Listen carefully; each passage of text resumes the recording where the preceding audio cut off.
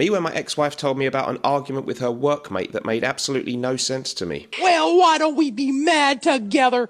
I am so mad. I'm so mad. You are. Me making a selection from the drinks menu in a restaurant. Bring me everyone. What do you mean everyone? And this is me when my girlfriend asked me to help her with a spider in the bath. I'm afraid, all right? You want to hear me say it? You want to break me down? All right, I'm afraid. Hello folks and welcome back to the Carousel of Smell. The Mr. Smelly Roadshow is back and we are going to be looking at 3 authoritative fragrances. Before we do that, don't forget that my recommended USA-based fragrance sampling site is the Fragrance Decant Boutique. That's decantboutique.com. I've got a code. My code, Mr. Smelly 10, gets you 10% off across a huge array of designer and niche fragrances. My recommended UK-based fragrance sampling site is fragrancesamplesuk.com, and that code, Mr. Smelly 10, also gets you the same 10% off across an amazing range of fragrances. So go to both sites and they are linked in the description of this video. Okay folks, so let's get stuck into it. We've got 3 authoritative fragrances today. What do I mean by that? Well, I just think they're sort of reasonably modern releases actually, and some may say that's unusual for my channel, and they just have this air of class and something a bit different and unique, and I feel that they stamp your authority on the occasion. But we're always trying to make up a reason to tie 3, 4, 5, 7 and 9 fragrances together under some kind of banner, some spurious connecting feature, and today it's 3 authoritative fragrances. My first selection has not been featured on this channel for quite a while. DIOR Homme Parfum. DIOR Homme Parfum 2014 release, and the perfumer Francois Damarchy created this one. A flanker to the, well, going right back to the original version was 2005 of DIOR Homme, and this is the most potent and I guess the most authoritative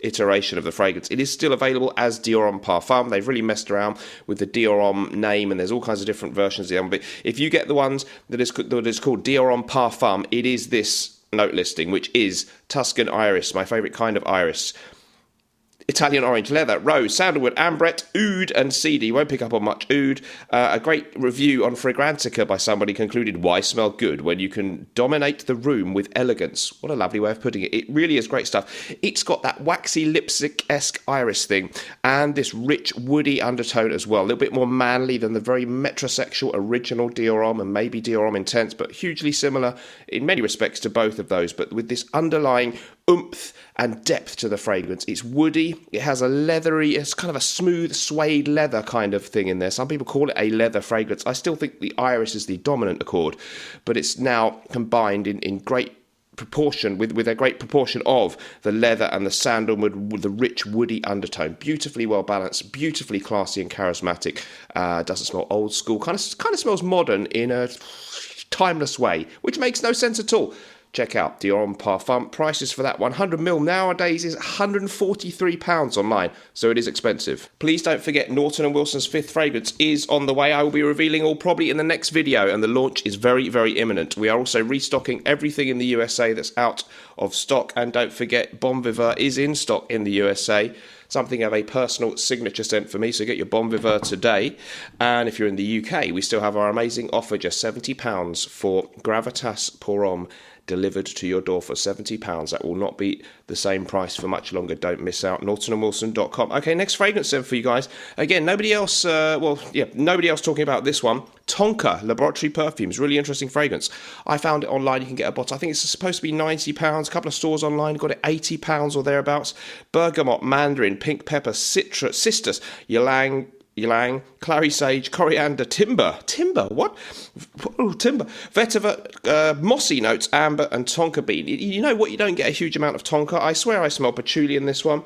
It has a classic, some say 80s, some say 90s vibe. It's masculine, it's rich, it's a little bit peppery, it's definitely very woody, and it has this kind of warming, masculine undertone. I swear I smell some patchouli in there. Some listings also list tobacco, and it's really, really great. There's a certain freshness in this one too. You've got bergamot and mandarin in there. It really takes you back to the aura, not the actual smell, but the aura of things like Givenchy Gentleman, maybe even Paco Rabanne Pour Homme. It doesn't smell like those, but it's like if you reimagined one of those for the modern era. Definitely a masculine smell, very unisex range from Laboratory Perfumes, but maybe the most masculine smelling. And I think a great price for a unique niche fragrance, interesting bottle design with the laboratory theme, and really interesting. But just don't, if you expect to smell a lot like Tonka wearing that one, you might be disappointed. But I think it's really, really good. And nice performance on both of these that I've mentioned so far. And now we're going to go to a sort of slightly forgotten one from Creed, Royal Oud 2011. We are now told that the perfumer is Julian Rasquinet, an Oriental Fougere, they say. 100ml I found online for £235 at a reputable grey marketplace.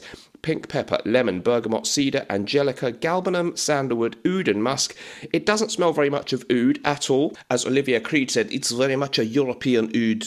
I don't know what that means, but a European-style oud fragrance, which that doesn't really make any sense. Anyway, some people have said it should be called Royal Cedar. It is a beautiful, crisp cedarwood, kind of pink pepper, and a little bit of green galbanum in there. Very, very classy. Sort of leaning fresh, but a little bit woody and ashy. Really, really interesting. Doesn't have that old-school air of things like Bois de Portugal, which I absolutely adore. Great fragrance. But if you want something with that gentlemanly, classy James Bond air that doesn't smell like you've gone back to the 70s or 80s, Royal Oud would do it. So all of these, therefore, with their masculine, complex, deep, rich, reassuring kind of air. Reassuring could have been the name of this video. These have that reassuring masculine air and the air of a man with taste, and you won't smell like everybody else. Great fragrances. So Royal Oud, expensive.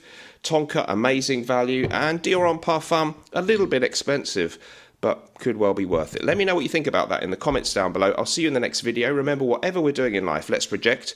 And although sometimes life can stink, at least we can always smell good, right? Bye-bye.